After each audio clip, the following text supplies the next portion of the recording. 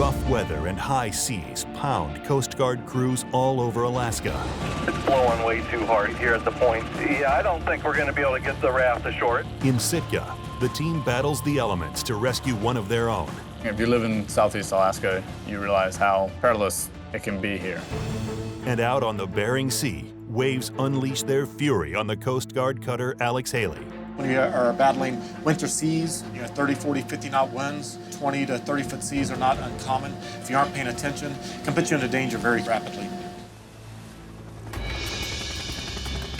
The vast Alaskan wilderness, a place where beauty is cloaked by danger. Here, every day, 350 highly trained men and women risk their lives to save others. America's deadliest waters are protected by Coast Guard Alaska.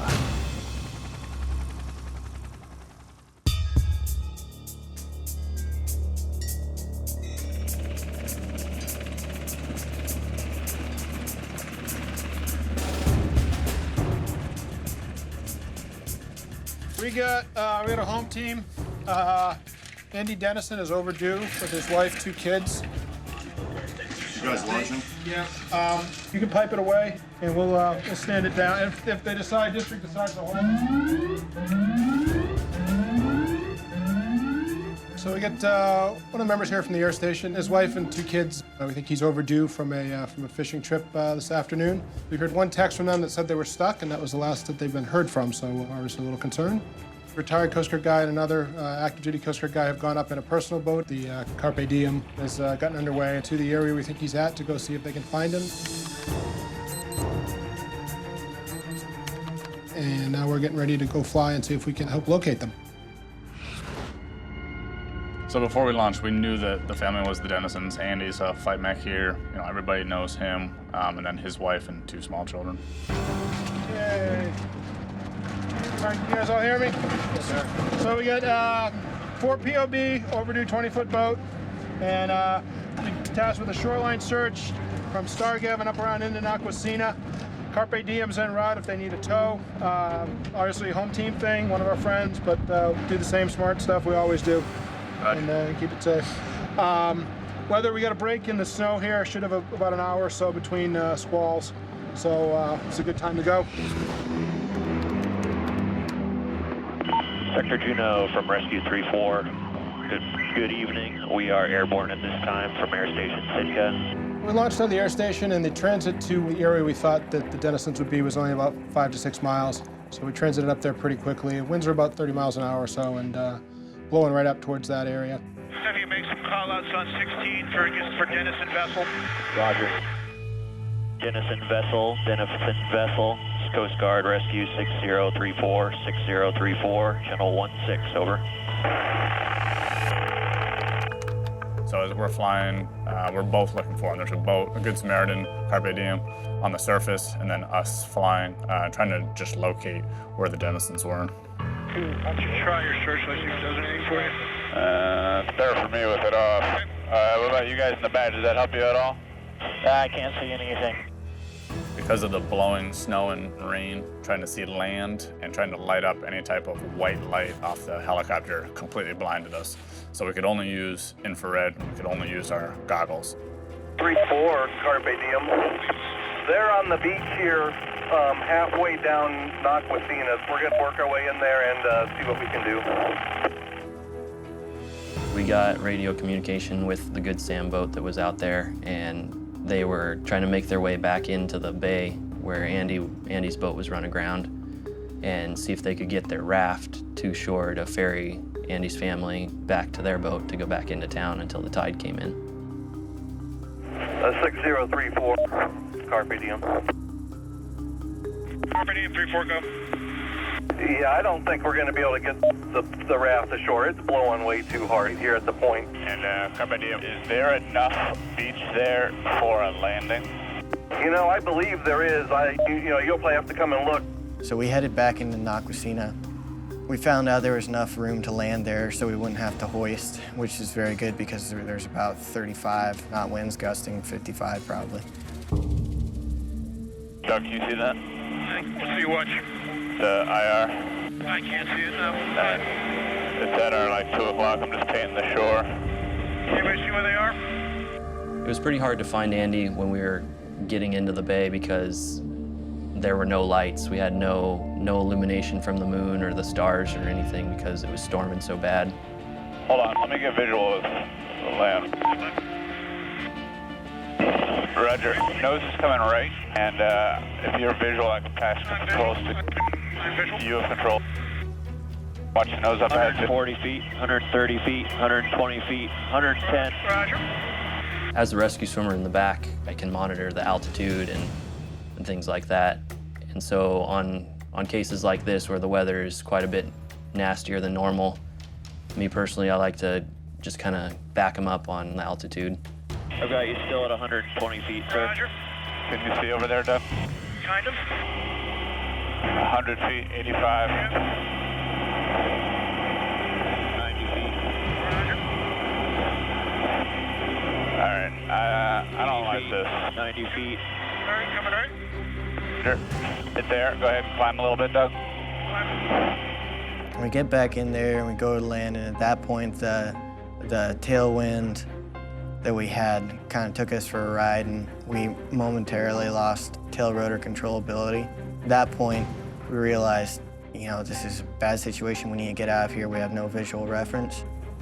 Coming left, Doug. Okay, coming left. I can't see land to our right, but I can see it forward. Are over the Carpe Diem. We're right in the bay, right here. Yeah, 3-4 copies. Just having real limited vision here and pretty strong winds. We're working it. Getting a strong gust of wind like that and losing tail rotor authority, extremely disconcerting. You go from heading straight towards open water into the bay to we spun like 100 degrees and now we're facing trees and we're not supposed to be. Plus the 60 is a pretty burly helicopter. So to have the winds controlling where you're going and not you controlling where you're going, not a good feeling. I don't know where you guys went to, but you guys are going away from us from the sound of it there. Yeah, A-firm. We're regrouping here. I'm going to make another run in here in a minute. I'll advise you when we're about. All right, so now we basically have to discuss. So the thing that sucks is... Tony gets turned around back. Okay, 346 here, Roger. Are you going to land in the evac DC4 or are you lifting order? No, we're intense to land. Air from the 3-4, we're trying to figure out what to do. We're not going to hoist them. We're trying to determine if we can get in there and land or not. Stand by. I mean, so we'll discuss it, guys, now since we have good comms. We basically had a loss of tail rotor control for a second. Not full, but we swung about 90 degrees. We also were plus or minus pitch of like 20 to 25 degrees. Roger. And altitude up and down. I mean, this is, right now is the worst flying I've done. And it's sketchy. Absolutely. But your altitude calls were good, so by all means, speak up, guys. So once we're almost on scene, we decided to pause for a second, air taxi, and discuss as a crew. Was there the need to be there? We're always working operational risk management. You know, is the risk outweighing the gain?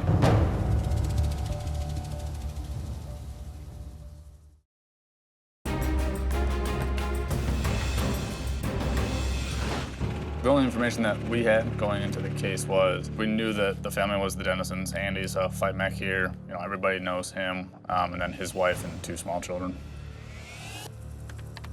They are aground in one of the bays north. So we launch and we go and try to prosecute the mission.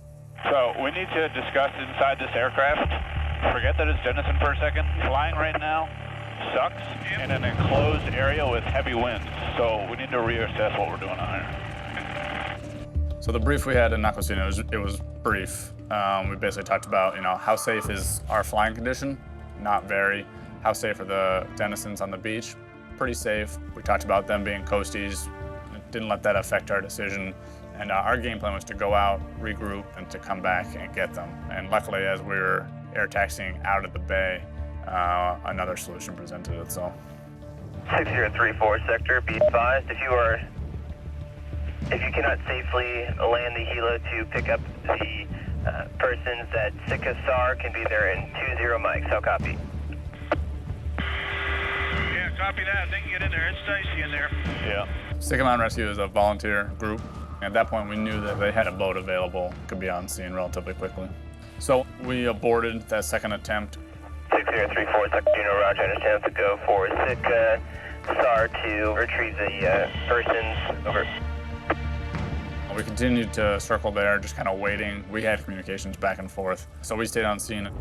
That's 3-4 Carpe Diem. Right, I got it.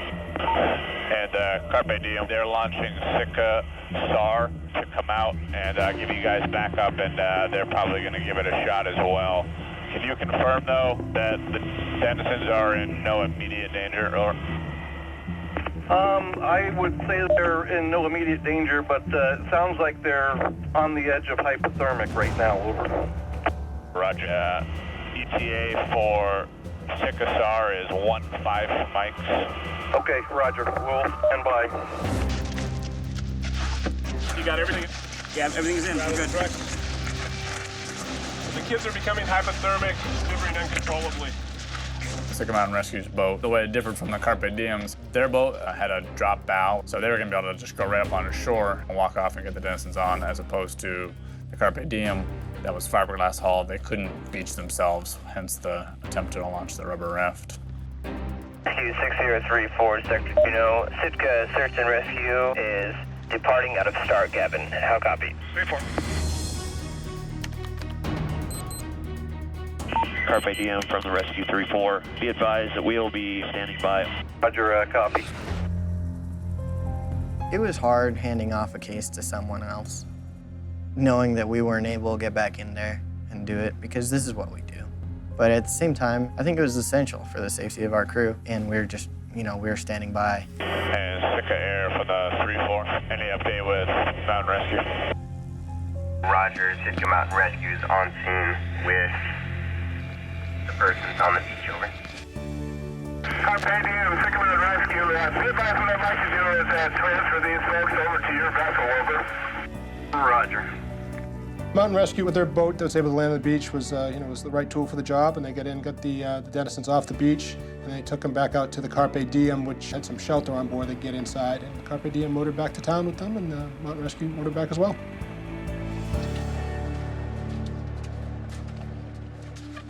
Let's go home, girls.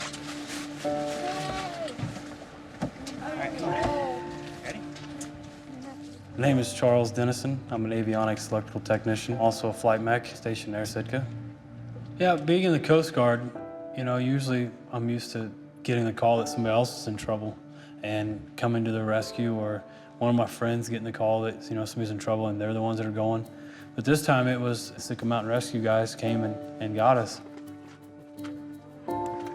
It was just so nice to step off the boat and be back on solid ground. Even though the wind was still blowing 30, 40 miles an hour and it was snowing like crazy, we were just oblivious to the weather being bad now, and we were so happy to be home. My name is Howard Merkel, the owner of the Carpe Diem. I'm actually retired from the Coast Guard. I served 21 years here, so it feels good to know that there's people standing by to come get you if you need them to. So this case kind of had all the components of a unique case. If you live in Southeast Alaska, you realize how perilous it can be here. So at any given time, you may be the one needing rescue, you may be the one doing the rescue, and this case definitely shows that. So there's a Good Samaritan, there's Coasties, Sitka Mountain Rescue, just local civilian volunteers. So everyone, kind of pulled together. All different aspects of the community was out there trying to bring these guys home.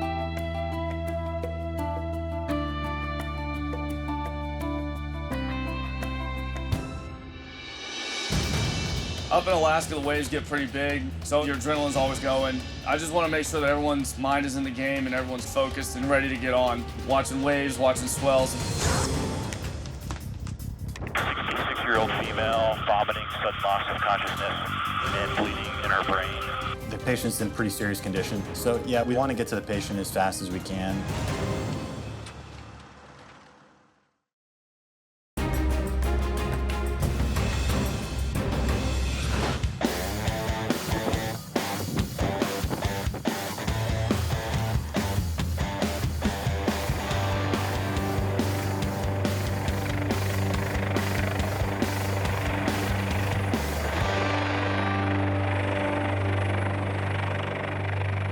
All station command ready. Pitch is 4, roll is 3.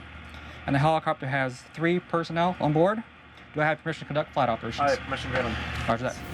I'm Commander Kevin Riddle. I'm the commanding officer of Coast Guard cutter Alex Haley. The Alex Haley is a 282-foot medium endurance cutter. We have a crew of approximately 100. The objectives in Alaska are ensure the safety of the fishermen that are fishing in the Bering Sea and Gulf of Alaska, as well as protect the resources and make sure the fishermen are abiding by all the federal regulations. Port ahead 2, starboard back 2. Port ahead 2, starboard back 2 aye. On ahead 3. 3 aye. We'll be at sea for a straight period of time from 2 to 3 weeks. And 174 aye. So it makes for some interesting deployments when you are battling winter seas, 30, 40, 50 knot winds. 20 to 30 foot seas are not uncommon. If you aren't paying attention and if you don't have the right safety equipment on your vessel, it can put you into danger very rapidly. Good afternoon. I'm O3 Berkner. I'll be conducting today's pre-flight brief. Today we're sending out 6544 with Aircraft Commander Lieutenant Commander Green, co-pilot is Lieutenant Kurt.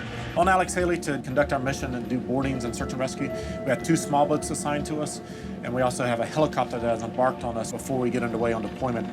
We can launch our helicopter to do kind of far-off surveillance to determine where the fishing vessels are, determine which fishing vessels we feel are in need of boarding. We can then use our small boats to send our boarding teams over to actually board the vessel, inspect the vessel, and then bring our boarding teams back to the ship.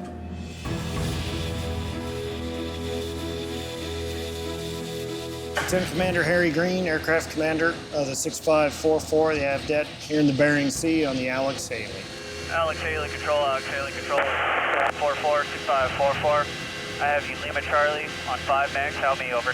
We put this helicopter on the back of the air-capable ships, and then we patrol in support of the law enforcement efforts for the fishermen here in the Bering Sea. Launching the helicopter off the back of a cutter is a very complex evolution. There's a lot goes into it, so it's highly choreographed. The ship is pitching and rolling, it becomes a dangerous evolution. Should we crash on the back of the cutter and start a fire, now the entire ship is in danger of going down. Well, if we're the ones out here to do search and rescue and we sink our ship, there's nobody to come and get us. All right, scanning with the radar, looking for anybody we can find out here.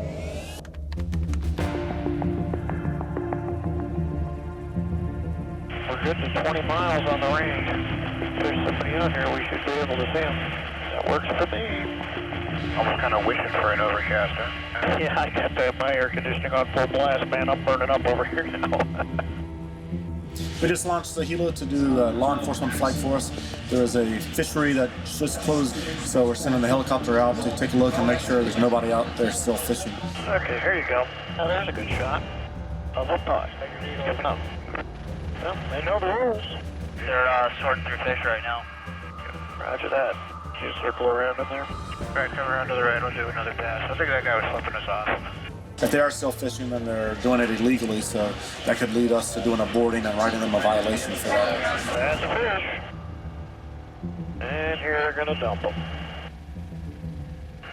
They're still sorting through fish. Okay. That'll do. Air Control 6544. They were engaged in recovering pots. However, we did see them dumping their fish. We need to land and get the boarding done before sunlight.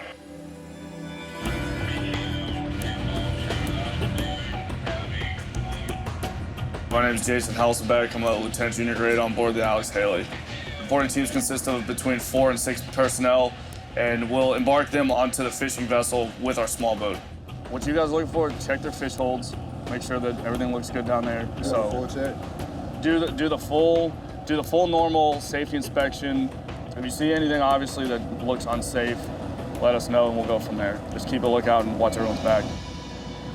All the boarding team members and BOs will be wearing a bulletproof vest just to make sure that we're safe in case we have to discharge our firearm or if we get fired upon. I just want to make sure that everyone's mind is in the game and everyone's kind of focused and ready to get on, watching waves, watching swells, and that's pretty much what's running through my mind. The disembarking of the boarding team, it's the most dangerous portion of doing a boarding. You have 2 vessels, different sizes, different stability, going through waves that obviously maneuver boats differently. Personally, I absolutely love doing it. Up in Alaska, the waves get pretty big, so your adrenaline's always kind of going. It's kind of an out-of-body experience. A lot of stuff's going through your mind as you get onto a boat. One of my main concerns is we have a couple people that have never actually gotten onto a crab boat. So just making sure to reaffirm, get onto the fishing boat quickly and safely.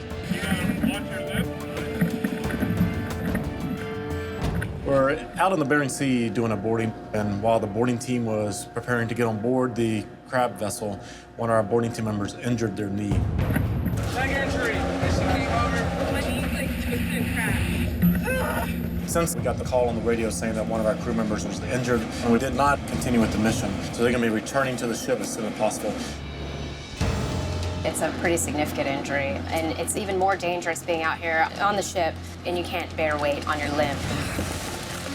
Any injury at sea can turn into a major complication because the closest hospital is about 1,000 miles from here. We are quite literally in the middle of nowhere.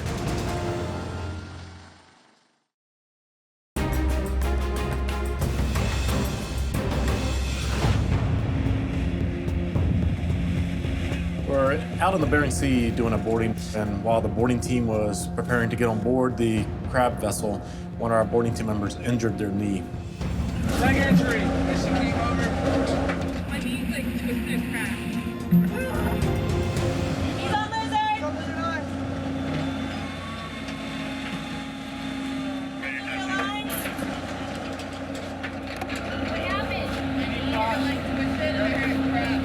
I am HS1 Cassie Brockett. I am the Independent Duty Health Services Technician on Coast Guard Cutter Alex Haley. I was called to the scene. I was told that one of our boarding team members was injured while disembarking a fishing vessel. She dropped and fell on her leg, injuring her knee. So we got her off the boat, responded back with the small boat as fast as possible to get her back on board the ship so I could render treatment to her. Somebody find a chair.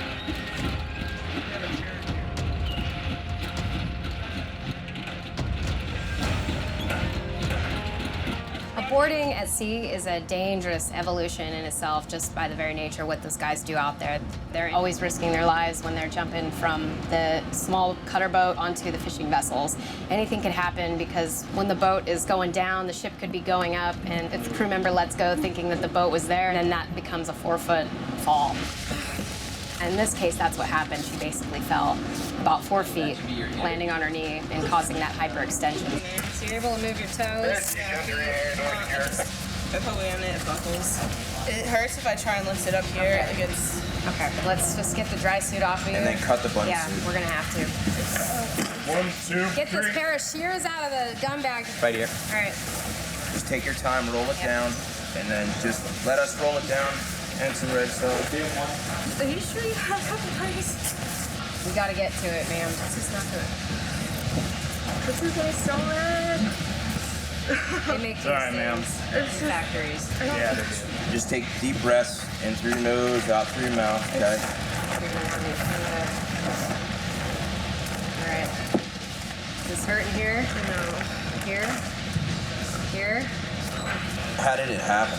I got on the ladder and I like pushed off with this leg because we were jumping. Okay. And then like it just kind of like buckled. All right, get me the splits. Let's do this.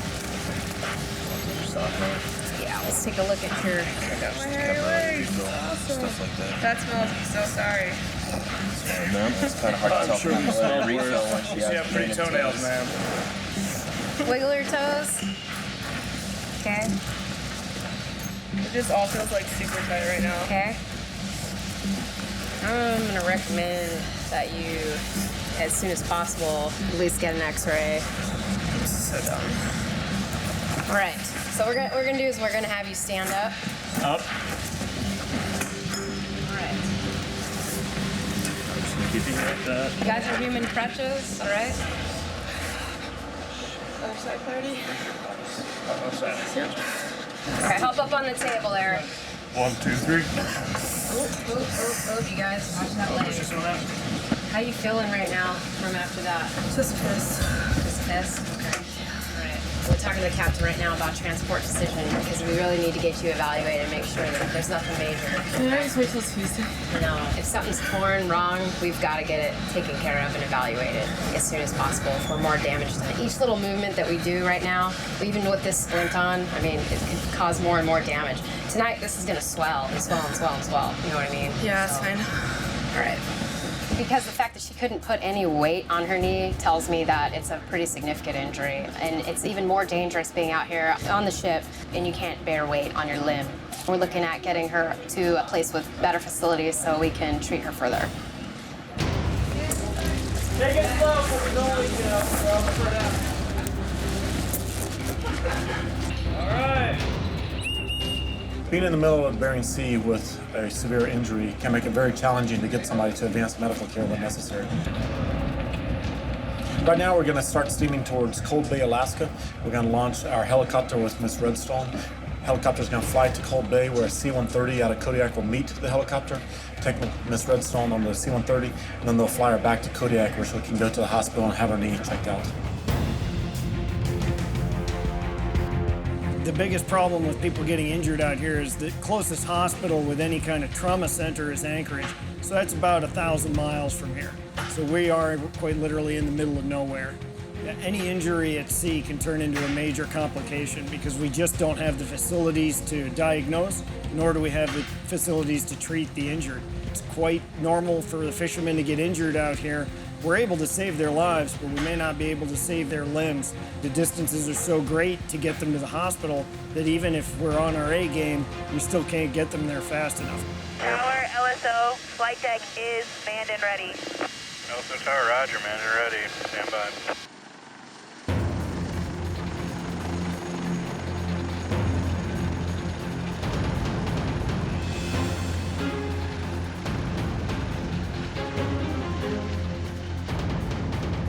We just put Miss Redstone on the HH-65 helicopter that we had on board, and we medevaced her to Cold Bay. The C-130 is going to pick her up from there and take her into Kodiak.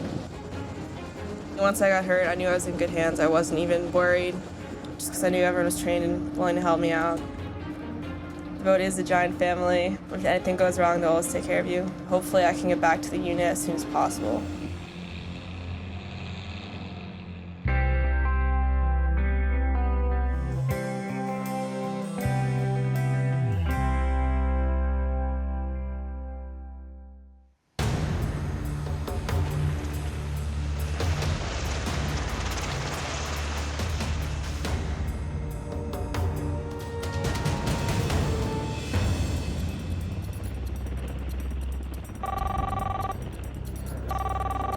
Operations SK3 Miller.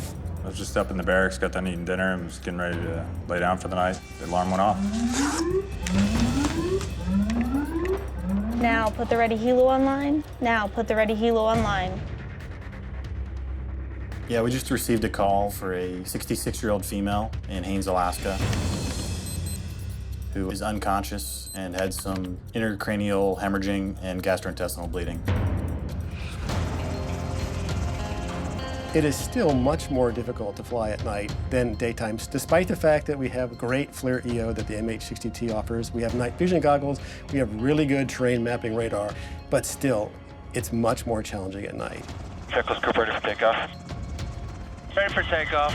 Probably after a year or two up here, no matter how bad the weather gets, if it's daytime, you feel like you can get to where you need to go and do the mission. But at night, you're tense, to the point of almost being scared, where it's much more serious at night. Sector SQ6038, we are airborne from Sitka, Alaska, en route to Haines, Alaska for a Haines to Juneau Medevac. All right, 66-year-old female. The only amplifying information we have right now is vomiting, sudden loss of consciousness, and bleeding in her brain. The patient's in pretty serious condition, so obviously we're worried about what kind of medical care we can provide on the helicopter. So yeah, we want to get to the patient as fast as we can and get her from Haines to Juneau with more advanced medical care. Rescue 3A Sector, we request a ETA at this time, over. Sector 6038, ETA is 0920 Zulu, over. Roger, I understand that your ETA to Haines is 0920. Also request you call the Haines clinic and ask them if they need any kind of support or equipment from our helicopter. As a paramedic, I know that with an internal head bleed, I'm going to probably need a ventilator and some extra oxygen and suction and different things like that to manage an airway or somebody that's unconscious, that's sedated. So they're going to probably have her on IV and everything? Well, they may have her sedated and on a ventilator. That would be our worst case scenario. The back of the helicopter is a challenging place. You're working with a helmet on, you're working with 30 pounds of survival gear and a dry suit. Ready for takeoff. How's she doing? This is a tough one. Hopefully she'll come out of it.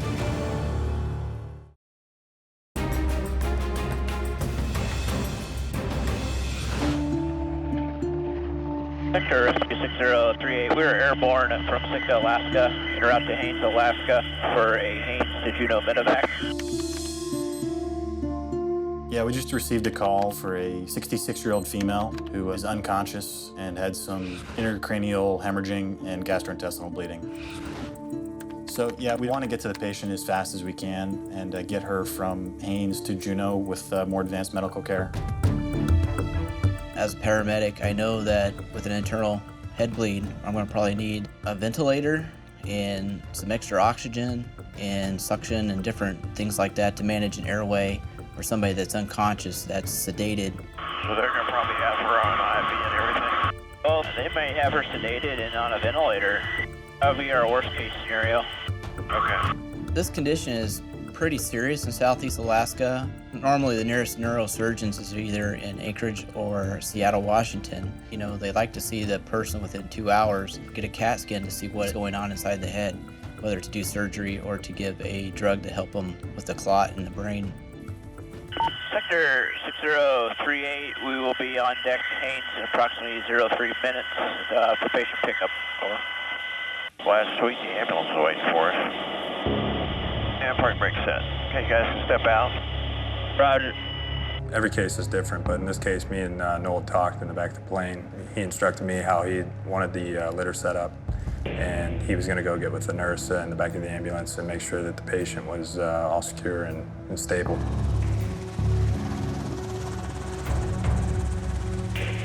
The most challenging aspect of this case is the condition of the patient. She's on a ventilator and she's unconscious. She has equipment breathing for her. She has brain swelling and hemorrhaging. Time is the essence when you got internal bleeding going on. There's not much you can do in the field for that. You know, maintain airway, keep her supported as best we can, but you're looking at getting some kind of neurosurgeon, and so time is critical. You guys ready to take off? We need to get her stabilized first, sir. Hold on. Yep, no worries.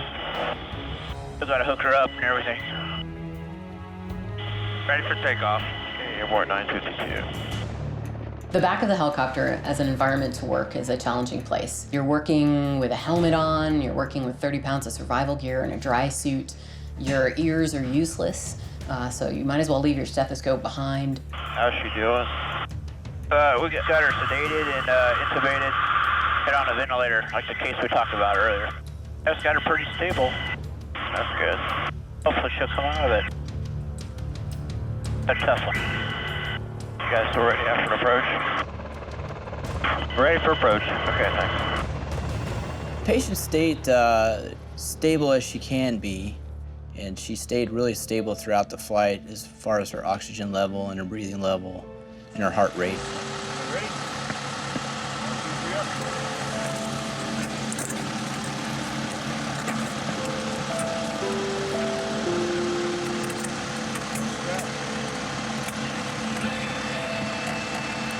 Handing a patient off, you know, I personally would like to see them all the way to the hospital, you know, because you have that unknowing of what's going on or what the doctors do. You know I helped out getting her there, but this was a pretty serious situation. You know, I got to think in my mind that I did help out. Hopefully we got her to a better level of care and maybe she can get some more advanced help.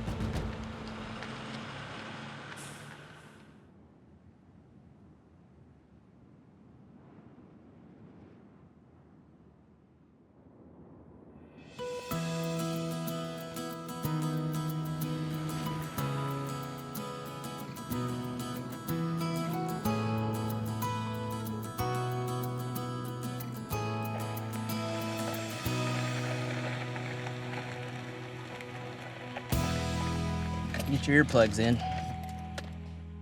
All right, so just a regular revolver, you know how to do these, so just put it up. Now you can double action it, or you can just pull the hammer back. When you pull the hammer back, it's got a hair trigger. There you go.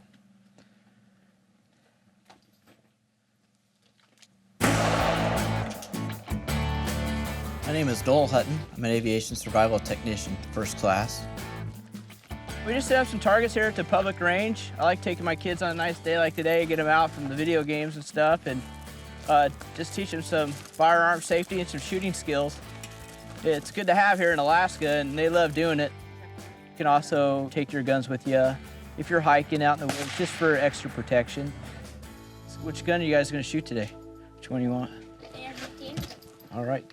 These are my 3 kids. Maxine is 9, she's my youngest. And I got Zach, he's 11. And Cody is 15. Ever since they were 4, I've been bringing them up shooting. I think it's pretty cool having my dad in the Coast Guard, but you never know what he's going to go into. And it's pretty cool that he helped out people. Shoot the big red can out there. Shoot again.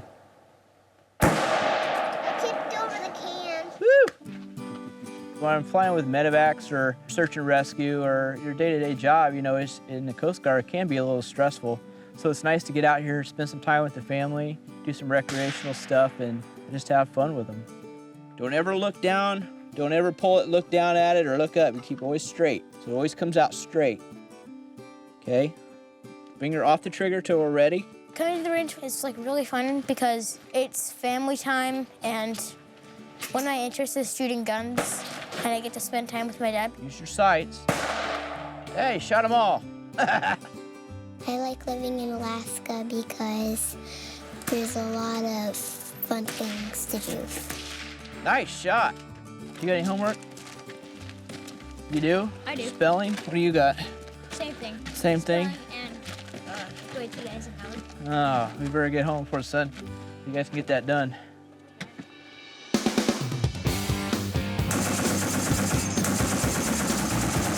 Part of our missions include not only self-defense and unit defense, but also law enforcement use of force. Unleash! We train with guns regularly because you never know when you're going to be called to use them.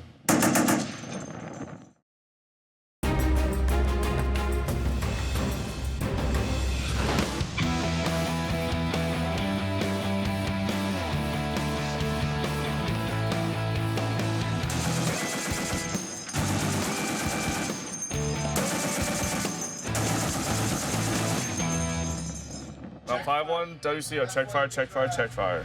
Notify Mount 5-1, target bears 040, range 500 yards. Target bears 040 at 500 yards. Report when on target and tracking. Right now we're doing a gun shoot with our 50 caliber machine gun, also our 25 millimeter machine gun. Part of our missions include not only self-defense and unit defense, but also law enforcement use of force. What we're doing is we're simulating using warning shots and disabling fire on a vessel that is fleeing from us.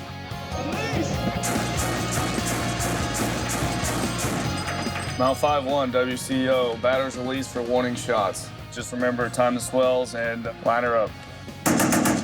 We train with guns regularly because you never know when you're going to be called to use them, and there's a lot of coordination that goes into making a gun shoot effective and efficient. The bridge has to make sure the ship is maneuvered to a position, then once the batteries are open to the target, the gun crews then have to balance a moving ship between the swells, but the ship and the target are moving up and down.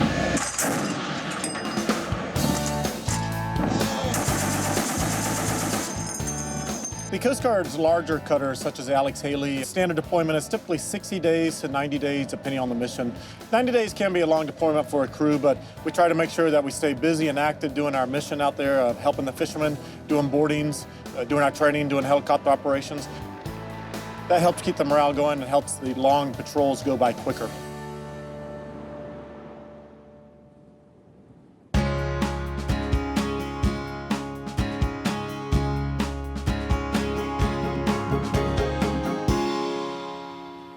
Let's get your coat on, please.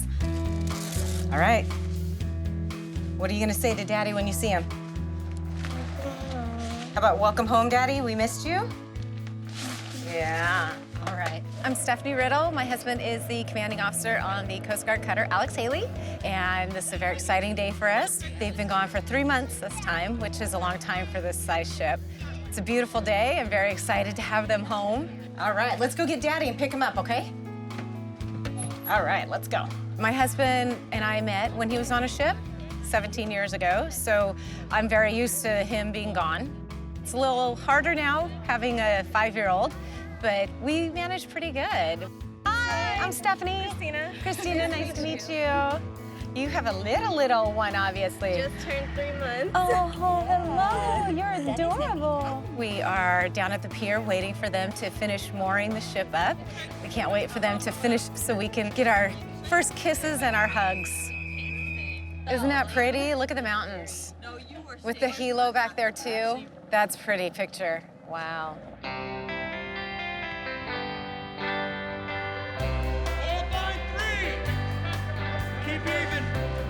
I see Daddy. Look up on the bridge. You see him? Hey, who's up there? It's your daddy, you goofball. Being gone this long always brings back lots of emotions for the families and crews as we hit the pier, but in the end, it's always a great feeling to be home, to be with families and loved ones. I'm grateful that God's favor and protection has been upon the Alex Haley and upon Commander Riddle. It takes an honorable and good man to lead an awesome crew, so I'm just happy that they're home. There he is! Hey. Hi. Good to see you. Hey, buddy. Ah, what's up? He's home, don't smile. How are you can doing? smile. Good, give me knocks. Good to be home, buddy. Some people ask, why would you put yourself through the deployment from your family? Why would you put yourself through those rough conditions? Why would you be isolated on a ship for long lengths of times? Ever since I was a little kid, I've loved the ocean, I've loved the sea. As I joined the Coast Guard, I found out that that does give me that satisfaction in our job, knowing that I can be out here helping people, saving lives, protecting resources. As a team, we go through this together. We build a camaraderie, we build a trust. We're out here to do a mission, we're out here to save lives, and that is who we are. We are the Coast Guard.